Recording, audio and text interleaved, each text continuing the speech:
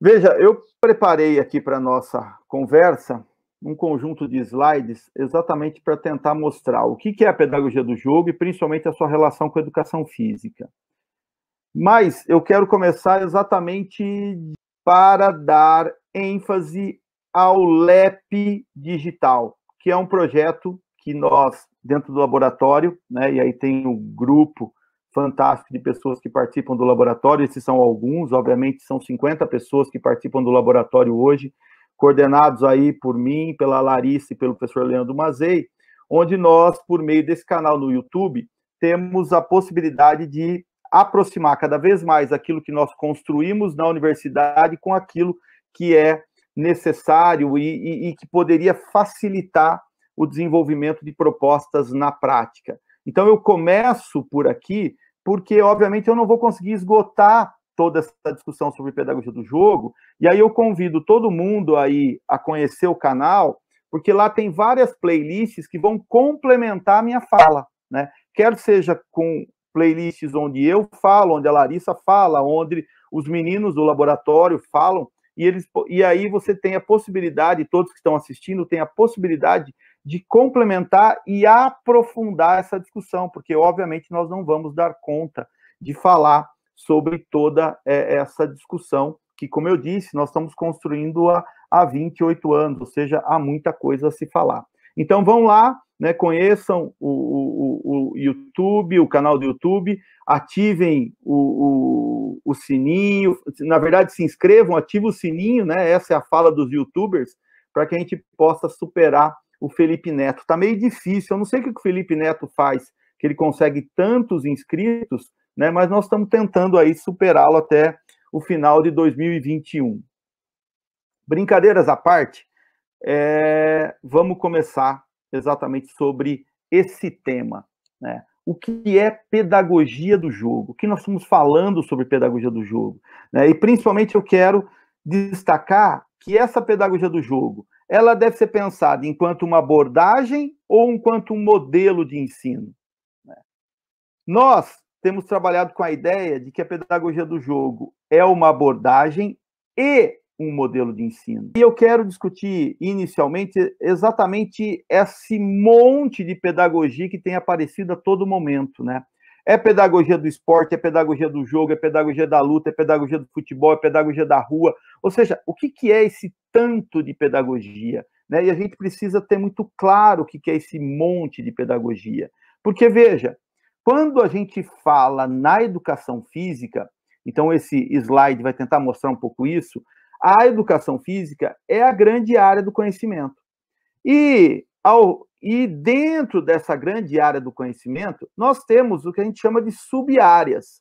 Então, a pedagogia do esporte, para que a gente comece a não confundir, né, o que se fala de pedagogia do esporte, o que se fala de pedagogia da rua, desculpa, o que se fala de pedagogia do jogo e das outras pedagogias, né, nós temos que entender que quando a gente fala de pedagogia do esporte, nós estamos falando de uma sub-área da área de conhecimento da educação física.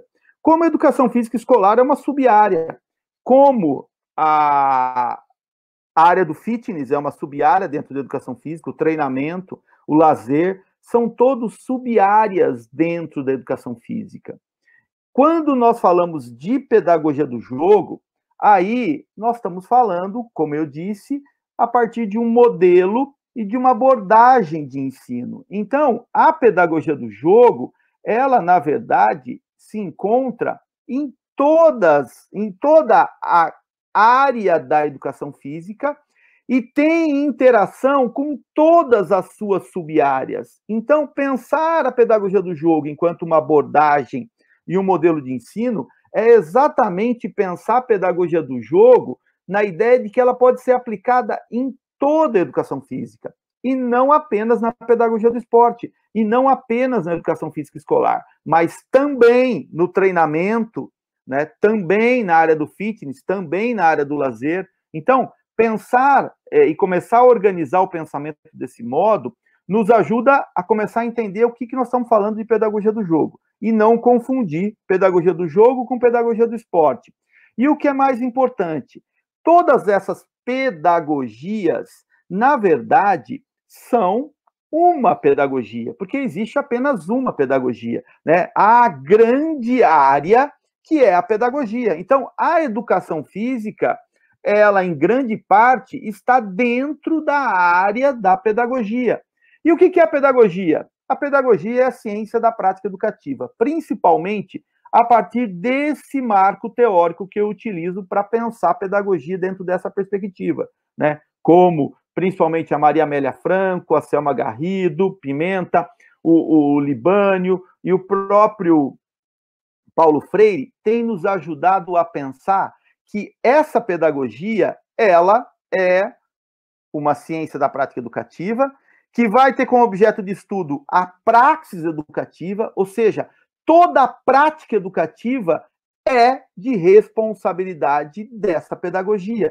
E quando a gente fala pedagogia, nós estamos nos comprometendo com essa praxis intencional, com essa praxis que tem sentido, com essa praxis que a todo momento busca a humanização e a emancipação. Ou seja, a todo momento busca a possibilidade de que essa sociedade possa cada vez mais ser humana. Humana no sentido de humanização, no sentido exatamente de ajudar o ser humano e a sociedade a sentir melhor, a pensar melhor, para que ela possa agir melhor. E, gente, o quanto essa sociedade está precisando muito, urgentemente, dessa grande preocupação de todos os pedagogos e ação, não só preocupação, mas a ação de todos os pedagogos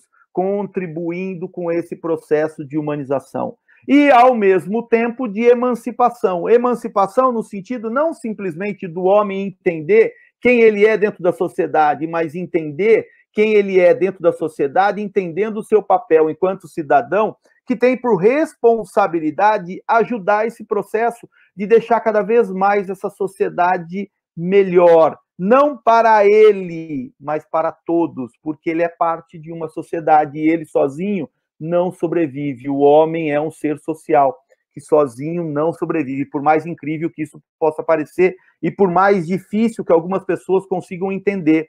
O ser humano precisa dos outros seres humanos, logo ele precisa de uma sociedade que seja cada vez mais igualitária, uma sociedade que seja cada vez mais responsável pelo outro e não simplesmente responsável pelo seu umbigo ou por seus amigos. Esse é o grande papel da pedagogia. Então, a todo momento que eu vejo pedagogia do esporte, pedagogia do jogo, pedagogia da luta, pedagogia disso, pedagogia daquilo, a lógica de falar pedagogia é simplesmente afirmar e confirmar que o grande compromisso de todo pedagogo está exatamente com essa pedagogia.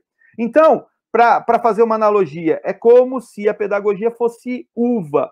Então, eu estou falando de uva. Só que existe uva de um tipo, uva de outro tipo, uva X, uva Z, uva Y. Ou seja, nós temos diferentes tipos de uva, mas é inevitável. Você não confunde uva com jabuticaba, porque você olha e entende que aquilo é uma uva. E uma uva com características X, Y, Z, como eu disse. Então, quando a gente fala de pedagogia do esporte, pedagogia da luta, pedagogia do jogo, nós estamos falando que tudo é uva, só que uva com características específicas, características diferentes, como eu comecei a mostrar no slide anterior, onde a pedagogia do esporte é uma sub-área da educação física, mas ela é pedagogia, então ela está compromissada com essa ciência da prática educativa.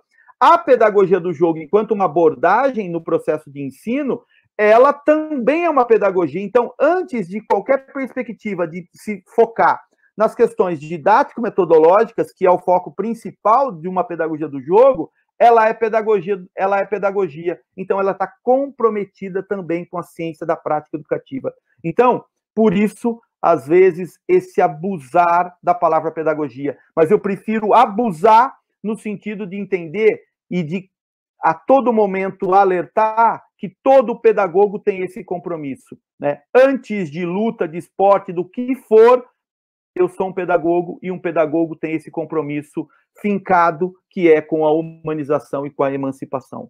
Entendido isso, eu posso voltar a pensar, então, que a pedagogia do jogo é uma abordagem em um modelo de ensino, e ao entender que ela é uma abordagem em um modelo de ensino, eu consigo agora dizer que, nesse momento, eu só vou falar da pedagogia do jogo enquanto uma abordagem.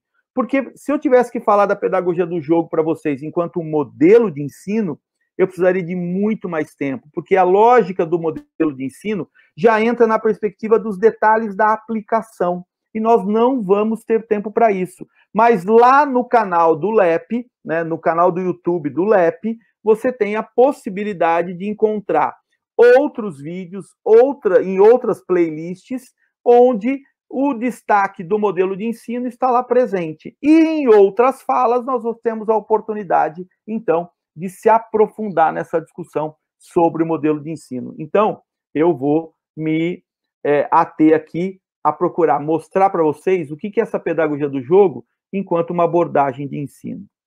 Assim, pensar a pedagogia do jogo enquanto uma abordagem de ensino é conseguir localizá-la no todo.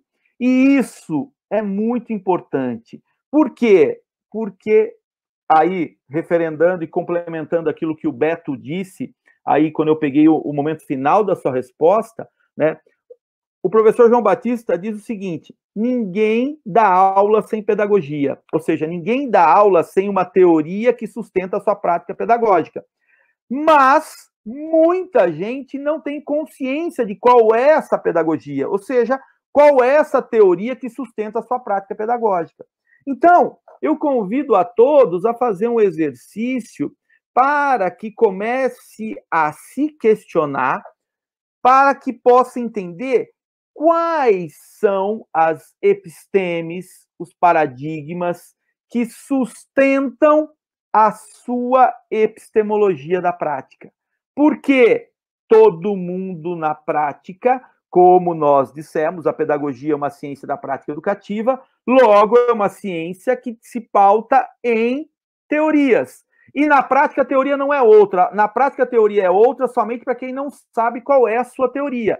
Se eu entendo qual é a minha teoria, ou seja, se eu entendo de onde se localiza aquilo que nós estamos entendendo enquanto uma abordagem de ensino, eu consigo ter uma coerência para o desenvolvimento dessa abordagem. Então, veja, aqui está a pedagogia do jogo. A pedagogia do jogo, ela se sustenta pela episteme da complexidade e do interacionismo. Então, ela não se sustenta pelas epistemologias do senso comum. Quais são as epistemologias do senso comum, segundo o professor Fernando Becker? Seriam o inatismo e o empirismo. Inatismo e empirismo seriam as duas teorias do conhecimento que se justificam enquanto epistemologias do senso comum. Por que do senso comum? Porque já caíram no senso comum. Todo mundo faz sem saber que faz, ou que é influenciado pelas epistemologias do inatismo e do empirismo. Lá no LEP Digital, lá no canal, tem uma discussão muito interessante, principalmente feita por um orientando meu, que é o professor Luiz Felipe, onde ele acabou de defender uma tese que ele explica as epistemologias e principalmente a epistemologia da prática.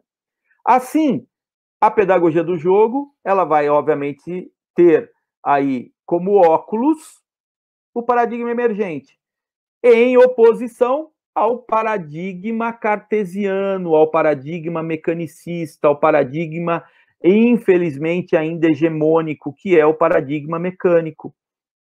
Mas nós lutamos exatamente para que o óculos, para que aquilo que nós estamos querendo enxergar, seja pelas lentes do paradigma da complexidade, do ecológico, do sistêmico. Ou seja, esses são nomes que meio que referendam o que nós estamos chamando de algo que está emergindo frente ao paradigma hegemônico, que, como eu disse, é o cartesiano, é o positivista.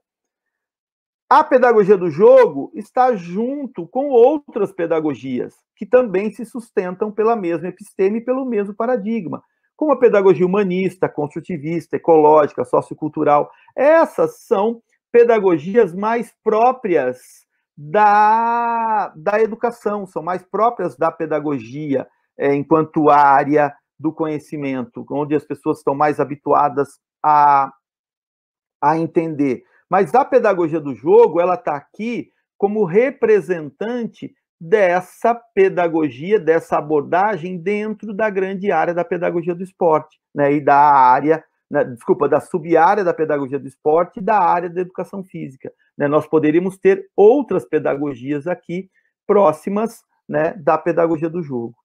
Mas a pedagogia do jogo, em particular, ela, por meio da sua didática, né, didática entendida enquanto teoria do ensino, né, a didática, ela vai englobar os objetivos, as intencionalidades pedagógicas, vai englobar o conteúdo, vai englobar o método e vai englobar os meios, o planejamento, o currículo, né? Por isso que a didática está envolvendo tudo isso aqui.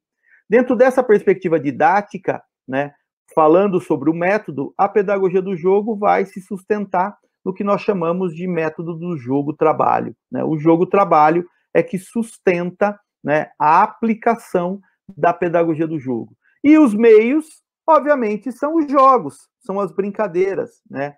O pega-pega, rebatida, dois toques, o futebol, o futsal, o basquete, o vôlei, ou seja, os meios são os jogos. Por quê? Porque a pedagogia do jogo é desenvolvida por meio de um método que se justifica apenas por meio de jogos.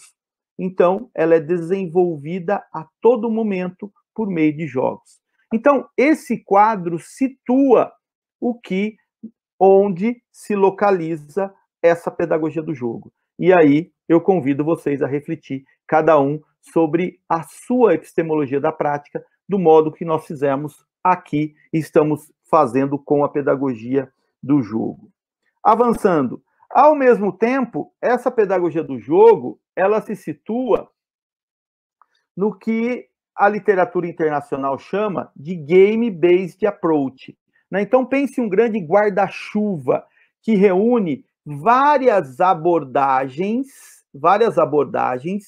que se sustentam no ensino do esporte para superar o tecnicismo no jogo. Então, essas abordagens, game-based approach, ou seja, abordagens baseadas no jogo, que buscam superar o tecnicismo e que estão todas aí debaixo desse guarda-chuva sendo desenvolvidas por meio do jogo. Logo, a pedagogia do jogo é mais uma proposta, mais uma abordagem e modelo de ensino que se preocupa em desenvolver o ensino do esporte por meio do jogo. Percebam, nós não somos os únicos e não somos os primeiros, né? Tem muita gente antes da gente pensando isso, como o próprio Teaching Games for Understanding, né? Pensado e desenvolvido desde o início da década de 80. E, infelizmente, essa discussão ainda não chegou no Brasil, por mais incrível que pareça. Tem pessoas que são formadas em 2019, né, ou acabaram de se formar no meio do ano agora, e não sabem o que é o Teaching Games for Understanding. Ou seja, veja o problema, veja a dificuldade que nós temos em conseguir superar os métodos tradicionais de ensino, se as pessoas não têm noção, né, nem de que existem outras propostas que podem ajudar a superar o método hegemônico de ensino do esporte que ainda no Brasil é desenvolvido, que é a perspectiva mais analítica e tecnicista do ensino do esporte. Não dá para continuar acreditando que o tecnicismo seja a melhor forma de ensino do esporte. Nem dá para entender que eu posso ser meio tecnicista, meio novas tendências. Assuma-se de vez, assuma que o caminho é exatamente trabalhar com a perspectiva das novas tendências no ensino do esporte. Só fazendo um apontamento importante, veja todas essas abordagens aqui, diferentes da pedagogia do jogo. Elas estariam aqui também, né, enquanto pedagogias aqui. Né? Se nós quiséssemos poluir, né, e aí ficaria um tanto complicado de enxergar, mas todas essas abordagens, elas estariam aqui, enquanto pedagogias, só que elas estariam mais preocupadas com o ensino do esporte, enquanto essas outras aqui estão mais preocupadas com o ensino de maneira geral. Só para que vocês entendam que eu não estou falando de coisas diferentes. Avançando, então, se eu vou falar da pedagogia do jogo enquanto uma abordagem, eu preciso mostrar que, para a construção da ideia da pedagogia do jogo, né, eu tenho 3 pontos de sustentação, o que a gente chama de base ou bases fundamentais para se entender a lógica da pedagogia do jogo. Se você entender as bases fundamentais da pedagogia do jogo, você vai conseguir desenvolver o seu modelo pautado na pedagogia do jogo. Por isso que é mais interessante entender a pedagogia do jogo enquanto uma abordagem do que se eu falasse aqui da pedagogia do jogo enquanto modelo. Por quê? Porque aí eu ia passar para vocês a ideia de que só existe uma forma de desenvolver a pedagogia do jogo. E não é isso que nós estamos querendo mostrar. Nós estamos querendo mostrar que a pedagogia do jogo, enquanto uma abordagem, pode fomentar inúmeros modelos de ensino que se sustentam a partir do jogo ou a partir da nossa ideia básica, que é valorizar a pedagogia da rua, o ambiente de jogo e o ambiente de aprendizagem.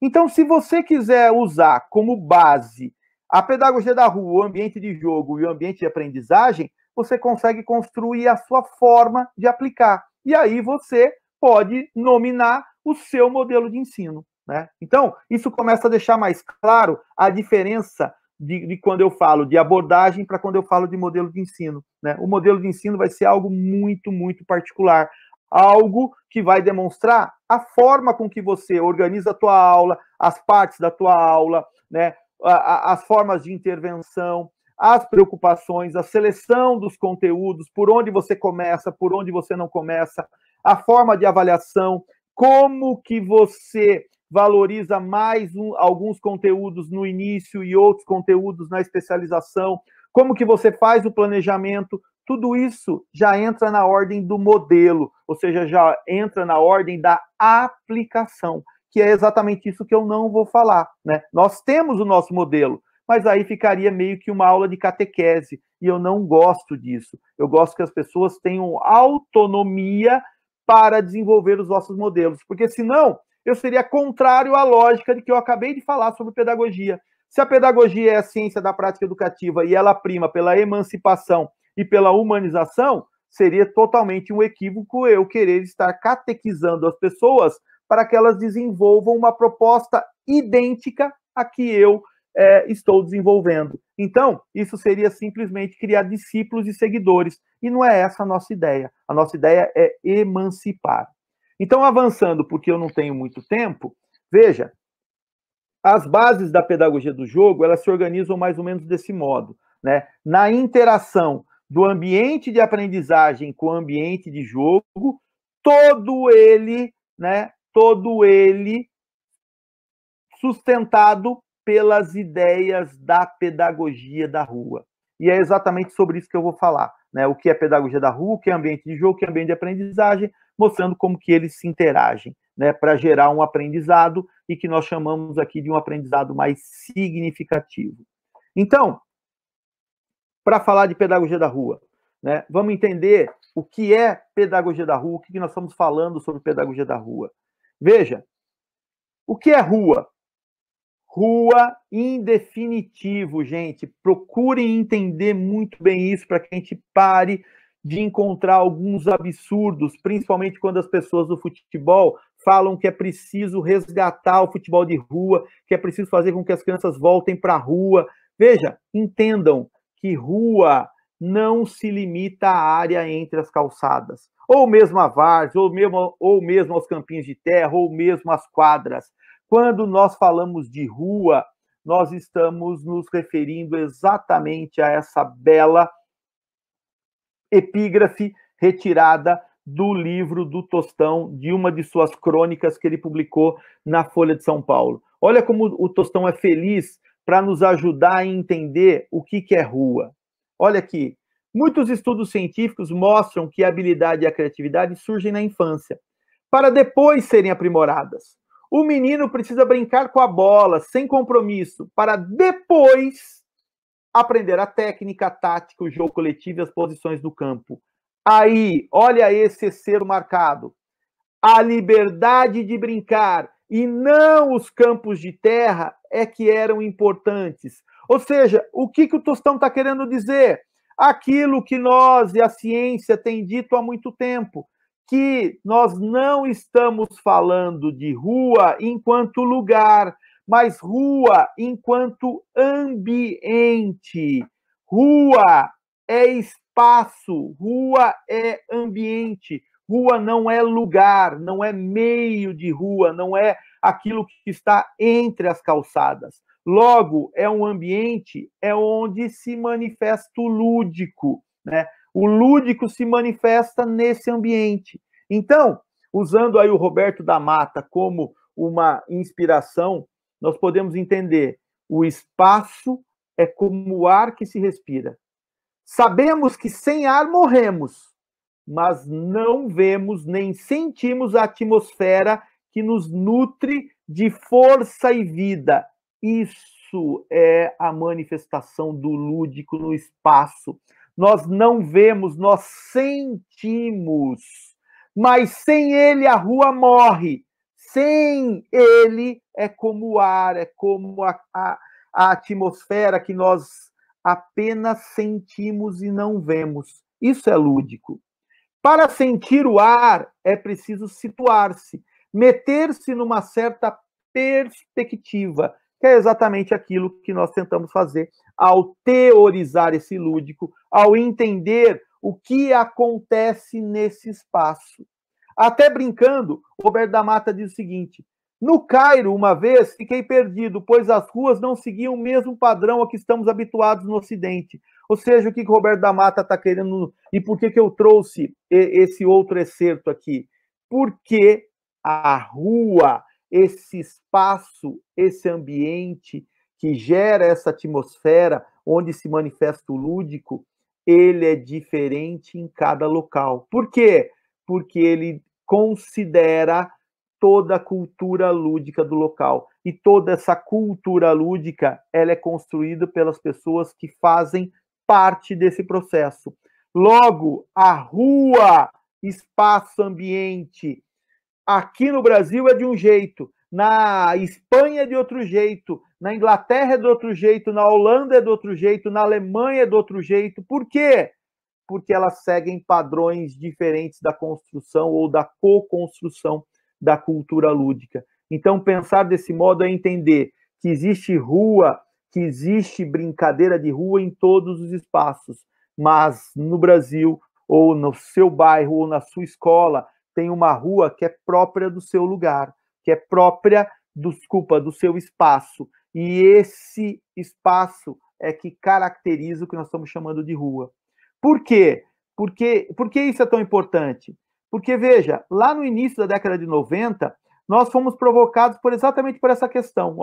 Por que as crianças que aprendiam a jogar futebol na rua jogavam melhor que as crianças nas escolinhas? Né? Olha que tema interessante, olha que ponto interessante de reflexão. Por que isso acontecia? Né? E aí a hipótese é exatamente que nesse futebol de rua existe o que nós chamamos a tese da pedagogia da rua. Né? A pedagogia da rua é o que permite a gente entender o que acontece nesse futebol de rua. Né? Olha que interessante. Pensar a hipótese do futebol de rua é tentar construir a tese da pedagogia da rua para responder exatamente a essa questão. Né? Qual é a questão? Por que as crianças que brincam na rua, jogam na rua, aprendem melhor do que as crianças nas escolinhas? Aí, eu e o professor João Batista Freire, né? Obviamente o professor João Batista Freire é o grande precursor dessas ideias, foi a partir da minha aproximação com ele, logo quando eu chego na faculdade, que eu tenho a possibilidade de conseguir entender o que é essa pedagogia da rua. E para que a gente entendesse, começasse a construir a tese da pedagogia da rua, né, foi necessário avançar para as discussões sobre pedagogia, didática e metodologia, cultura lúdica e teoria do jogo. Ou seja, veja o imbricar dessas 3 grandes áreas, né, de estudo que permitem vocês logo perceberem por que nós estamos falando de pedagogia do jogo, né? O que é a pedagogia do jogo? A pedagogia do jogo nasce exatamente desses estudos aqui, de estudos na área da pedagogia, da grande área, na área da sociologia e na área da teoria do jogo, que permite a gente entender, então, a cultura do futebol brasileiro, né? E nesses 3 livros, talvez se encontre, depois de 10 anos, as primeiras teses da pedagogia da rua. Hoje, novas teses são construídas de modo a consolidar essas ideias iniciais. Por exemplo, eu tenho 2 orientandos de doutorado, a Débora e o Luiz Godoy, que, por exemplo, estão construindo as suas teses de doutorado a partir da consolidação e de um novo olhar sobre a perspectiva da pedagogia da rua a partir da lógica da contemporaneidade. Então, pensar a pedagogia da rua é exatamente pensar num ambiente informal de aprendizagem. Entendam isso. Quando a gente fala pedagogia da rua, a gente está falando de ambiente informal de aprendizagem. Ou seja, nós queremos valorizar esse ambiente informal de aprendizagem. Aqui está o segredo do futebol brasileiro, né? E por que as pessoas não enxergam? Porque as pessoas não valorizam os ambientes informais de aprendizagem. Se alguém quiser fazer diferente, comece a valorizar os ambientes informais de aprendizagem. E aí vocês vão ver como que dentro da pedagogia do jogo, esse ambiente informal de aprendizagem se conecta aos ambientes formais de aprendizagem. Então, né, voltamos à base da pedagogia do jogo para agora falar do ambiente de jogo, né? Eu organizei meu tempo para que eu consiga, em 10 minutos, Theo, falar sobre cada um desses ambientes. Então, eu estou atrasado em 1 minuto, né, sobre a pedagogia da rua, e agora eu vou falar sobre o ambiente de jogo. O que é o ambiente de jogo? O ambiente de jogo é exatamente o ambiente que valoriza o fenômeno jogo. Veja, nós estamos falando do fenômeno jogo. Fenômeno que é percebido pelos nossos sentidos, que gera um potencial de experiências.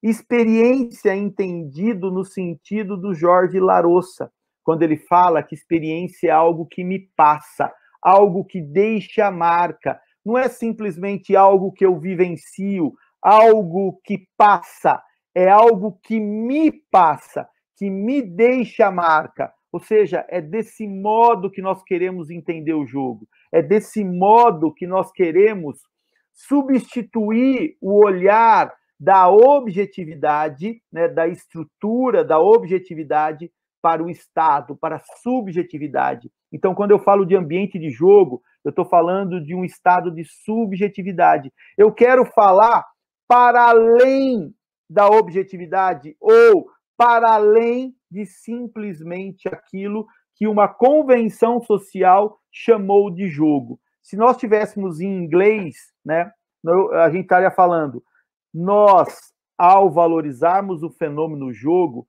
nos preocupamos mais com o play, com o ato de jogar, do que com o game, né? O game enquanto uma estrutura, uma objetividade. É que em língua portuguesa nós temos apenas a palavra jogo. Apenas não, né? A palavra jogo, que ela é muito potente. Então, ao pensar o ambiente de jogo, nós estamos pensando no ato de jogar. Nós estamos pensando no play. Logo, nós estamos valorizando a subjetividade. E talvez um dos livros mais interessantes para começar essa discussão esteja exatamente aqui no Homo Ludens, né, no livro do Huizinga, que desde 1934 ou 38, que foi a publicação inicial, a primeira publicação do livro Homo Ludens, nós tivemos inúmeras lindas capas que ilustram a ideia desse potente autor, e essa aqui é a última edição, né, ampliada, e uma nova tradução do Huizinga, que nós descobrimos agora que não é Huizinga, que em holandês se fala Huizinga, né? Então, o nosso Huizinga, o antigo Huizinga, nos permite entender o ato de jogar, nos permite entender o jogo, nos permite entender as tonalidades do jogo. O Bernard Suits, que é um outro estudioso do jogo muito importante, né, ele vai falar que o game é azul, né, e o play são as tonalidades de azul, né? Então, pegando essa lógica da tonalidade. Assim, para pensar o ambiente de jogo, né, a partir do Huizinga, nós temos inúmeras características para destacar, advindas do conceito de jogo presente nessa obra, né? Não, óbvio que eu não vou gastar meu tempo aqui explicando cada uma dessas características, mesmo porque quem já foi meu aluno e já me viu falar sobre essas características, sabe que eu gasto no mínimo 4 horas para falar sobre elas, né? E nosso objetivo, obviamente, não é esse, mas é mostrar que essas características, elas justificam esse ambiente de jogo. E justificam esse ambiente de jogo à medida em que eu entendo que essa teoria do jogo vai permitir com que, principalmente, o meu aluno, o meu jogador, né, aquele que está lá imerso no jogo, viva a possibilidade de sentir a representação, né? Ou o que a gente traduz como uma forma de manipular essa realidade. Ou seja, pensar que a todo momento, dentro da lógica da teoria do jogo, para criar esse ato, ou para sustentar esse ato de jogar, gerando a ideia da subjetividade, eu preciso entender que esse meu jogador vai ao jogo exatamente para buscar satisfazer o seu desejo. O desejo que advém, obviamente, do mundo real, né? Esse mundo real desperta desejos. Esses desejos necessitam de satisfação, porque a todo momento que você tem desejo, você tem a necessidade de satisfazer esse desejo. Logo, o mundo real impede você de ser aí alguém que consiga satisfazer o seu desejo no mundo real, em 99% dos casos. Logo, você vai buscar uma representação, né, desse seu desejo para se satisfazer, e isso acontece a partir da lógica da teoria do jogo, no que nós chamamos do mundo do jogo, né, que é o espaço de subversão, né, em relação ao mundo real, onde aquilo que o mundo real me impede, o mundo do jogo me permite. E se o mundo real influencia esse mundo do jogo, pensando na lógica da co-construção da cultura lúdica, esse mundo do jogo devolve ao mundo real toda a sua subversão, toda a sua forma de conseguir, a partir da manipulação, fazer com que os meus desejos sejam satisfeitos nesse mundo real. Porque eu sou o ser do jogo, que no embate com o senhor do jogo, satisfaço os meus desejos. Esse é o ponto principal, né? Porque essa satisfação dos meus desejos gera o que a gente chama de lúdico, que é, veja, não é a satisfação, deixa eu melhor explicar, é esse processo aqui que leva, que caminha do desejo para a satisfação, né, é o que a gente chama de lúdico, né, que compõe a teoria do jogo. Por quê? Porque esse processo acontece em meio à minha liberdade de se expressar, a minha forma livre de me representar nesse mundo do jogo. Por isso que ele é subversivo. Por isso que as pessoas que realmente entendem o que é lúdico têm medo do lúdico, porque o lúdico exatamente é o espaço onde é a possibilidade de eu me expressar livremente. Por isso que o artista é um grande lúdico, por isso que a sociedade repressora, ela tem medo do artista, né? Os ditadores têm medo dos artistas, porque eles têm, por meio da sua liberdade de expressão, a possibilidade de subverter a ordem do mundo real. É isso que os grandes poetas fazem, é isso que Fernando Pessoa nos faz, é isso que ler Saramago nos faz, é isso que ler Baudelaire nos faz, é isso que ler todos os grandes autores, pensadores do mundo nos possibilita, né, essa subversão. Assim, finalizando, nós podemos dizer que esse lúdico, que esse processo não acontece sem empenho, guardem essa palavra, né? O lúdico não é facilitação, igual essa, muitas vezes, besteira da gamificação, que tem dado a ideia de que lúdico é facilitação das coisas. Em hipótese alguma, o lúdico gera empenho. Eu preciso de muito empenho. Veja que empenho é diferente de desempenho. Então, a pedagogia do jogo valoriza muito o empenho, valoriza muito a superação e, obviamente, a subversão. Então, para pensar no ambiente de jogo, eu preciso pensar em 4 pressupostos. O pressuposto da imprevisibilidade, que acontece na relação do ser com o senhor do jogo, do desafio, que exatamente estabelece entre o mundo real e o mundo do jogo, por meio dessa lógica do processo do desejo à satisfação, a lógica da representação, que é a possibilidade de manipular todo esse processo, e a perspectiva de me colocar em desequilíbrio para que eu possa me reequilibrar a partir do meu empenho e da minha superação. E aí, o ambiente de jogo está construído. Assim, o jogo oferece estrutura para a ação, estrutura para o ato de jogar, segundo Gregory Bateson, né? Gerando, então, o estado de jogo, o estado de entrega, de engajamento, de superação, né? E assim nasce o ambiente de jogo, que é o espaço de manifestação lúdica plena. Esse entender o ato de jogar em meio a esse ambiente de jogo, ou seja, evidenciado por esse ambiente de jogo, é o que nos permite avançarmos no conceito da pedagogia do jogo, que é exatamente a última parte da minha fala. Se eu tenho o ambiente de jogo, agora nós vamos falar do ambiente de aprendizagem.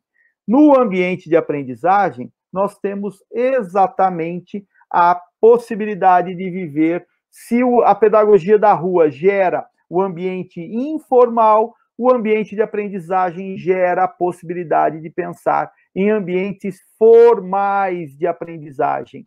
E como que esse ambiente de aprendizagem ele acontece?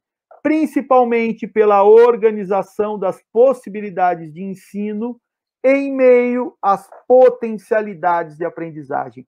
Esses são 2 outros conceitos que o Beto até destacou na sua fala final, que nós temos trabalhado. Nós publicamos recentemente um artigo na Espanha exatamente explicando esses conceitos, possibilidades de ensino e potencialidades de aprendizagem, que geram a possibilidade, que permitem que a gente entenda o que é ambiente de aprendizagem. Então, a organização das possibilidades de ensino que estão presentes dentro do jogo, em meio às potencialidades de aprendizagens advindas da relação do meu jogador com o jogo. Tudo isso expressa ou acontece a partir do meu entendimento do processo organizacional sistêmico do jogo. A minha tese de doutorado procurou exatamente explicar isso, o que é o processo organizacional sistêmico do jogo. Se eu entendo o processo organizacional sistêmico do jogo, eu tenho a possibilidade de organizar ambientes de aprendizagem, porque eu consigo visualizar as possibilidades de ensino em meio às potencialidades de aprendizagem dos meus alunos. Não esqueçam essas 2 palavras, possibilidade de ensino e potencialidade de aprendizagem. Assim, esse ambiente de aprendizagem, ele vai acontecer de modo a começar a organizar o modelo de ensino. Lembra que nós falamos? Nós estamos falando em ambiente de aprendizagem. O modelo de ensino é exatamente o modelo que permite a gente começar a visualizar a aplicação. Então, o ambiente de aprendizagem vai permitir com que a gente comece a visualizar a pedagogia do jogo enquanto modelo de ensino. Porque, por exemplo, o ambiente de aprendizagem pressupõe que nesse processo de organização, né, das possibilidades de ensino e das potencialidades de aprendizagem, deva acontecer por meio desses 4 princípios norteadores, que não necessariamente tem uma lógica etapista, não é primeiro esse, depois esse, mas sim, eles estão alocados para que eles aconteçam a todo momento, né? Principalmente a partir da lógica do modelo que o professor vai construir para desenvolver essa pedagogia do jogo. Porque tem professor que, por exemplo, pode começar exatamente criando jogos. Tem professores que vão começar o seu modelo explorando jogos. Tem professores que vão começar eles ensinando jogos, ou ele, professor, pedindo para que os seus alunos o ensine ou ensine outros alunos os jogos que eles conhecem. E aí há toda a preocupação, em todo momento, de adequar o jogo às necessidades e condições dos vossos alunos. Da mesma forma que as professoras fazem no processo, por exemplo, de alfabetização no primeiro ano escolar. Né? Toda professora tem alunos ali que são pré-silábicos, silábicos alfabéticos, silábicos X, Y, Z. Ou seja, você, uma professora do primeiro ano, né, sabe como adequar as tarefas às diferentes necessidades dos seus alunos. Nós, professores de educação física e de ensino de esporte, também conseguimos fazer isso. Né? Isso é o nosso desafio. Por isso que a gente pedagogiza todo esse processo. Por isso que a lógica não é simplesmente a lógica de jogar joguinho. Por isso que a lógica é de pedagogizar esse jogo sem destruir o jogo. Porque no momento em que esse ambiente de aprendizagem fica muito evidente e sumir os princípios advindos do ambiente de jogo, você tem mais trabalho do que jogo. Você simplesmente não está conseguindo desenvolver a pedagogia do jogo. Da mesma forma, se você não valoriza os princípios maiores da pedagogia da rua, você vai estar em desequilíbrio, vai simplesmente ser um operador da pedagogia do jogo e não alguém que vai desenvolver a abordagem da pedagogia do jogo. Assim, para finalizar, né, os meus últimos 5 minutos, é possível, então, entender e visualizar o ambiente de aprendizagem a partir do que a gente chama de metodologia do jogo-trabalho. Né? A metodologia do jogo-trabalho advém da lógica de superação do jogo livre e da superação do jogo funcional. O jogo livre, por exemplo, por Celestin Freinet, era visto como jogo rachixe. Olha que interessante, né? O jogo pensado dentro de uma perspectiva apenas viciante, né? O Freinet vai dizer o seguinte, e óbvio que ele está dando um recado para os escolanovistas, né? Ele vai dizer o seguinte: vocês recorreram a uma droga, jogo rachixe, que transforma temporariamente o esforço em prazer, que compensa a atenção com fruição, e, sem pranto, sem ranger de dentes, a criança conclui a tarefa. Né? E olha que ponto interessante. Por quê? Porque o Freinet vai dizer que sem esforço não há aprendizagem. E simplesmente a lógica do haxixe, da droga, vai enganar a criança nesse processo de aprendizagem. É mais ou menos, né, fazendo uma analogia rápida aqui, ao que acontece quando as pessoas vendem aquelas ideias de dieta fácil. Né? Ah, dieta da sopa, dieta da lua, dieta X, como se simplesmente a dieta não levasse a um empenho, a um esforço. Né? Ou então, aprenda inglês dormindo, durma escutando a fita X, que você vai acordar outro dia falando em inglês ou sonhando em inglês, e aí você vai aprender a falar inglês facilmente. Nada é fácil. Como o ensino do esporte não é fácil. Aprender esporte não é fácil. Para de vender a ideia de que o lúdico vai simplesmente fazer com que as pessoas aprendam o esporte. O lúdico vai permitir com que você tenha liberdade para se expressar.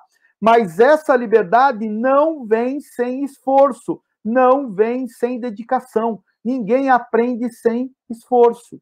Essa é a lógica de superação da ideia do jogo livre e principalmente da ideia do pseudo-jogo que vem da lógica do jogo funcional, ou seja, da ideia de querer ensinar alguma coisa para alguém por meio do jogo, né? Não permitindo com que a criança viva intensamente o jogo. É aí que surge a ideia do jogo-trabalho, do trabalho-jogo, que é inspirado. Esse termo jogo-trabalho não fomos nós que cunhamos, ele está presente nas ideias do Celestin Freinet, que é o pedagogo que mais influencia e que mais me influenciou, né, hoje, junto com Paulo Freire, mas inicialmente muito mais com Freinet, que me permitiu entender a lógica de toda a ciência, a pedagogia enquanto ciência da prática educativa. A minha prática educativa se sustenta exatamente a partir das ideias de Celestin Freinet. E o Celestin Freinet vai dizer que nós temos que pensar o jogo aliado ao trabalho e todo o trabalho aliado à dinâmica e essência do jogo, ou seja, o trabalho tem que ser pautado no jogo, né? Pensando, para finalizar, né, o jogo-trabalho, o trabalho-jogo, é exatamente conseguir desenvolver algo pautado por uma analogia que é do Deus Kairos e não do Deus Cronos. O Deus Kairos é o Deus que controla o tempo pelo prazer. O Deus Cronos é exatamente o Deus que controla o tempo pelo cronômetro.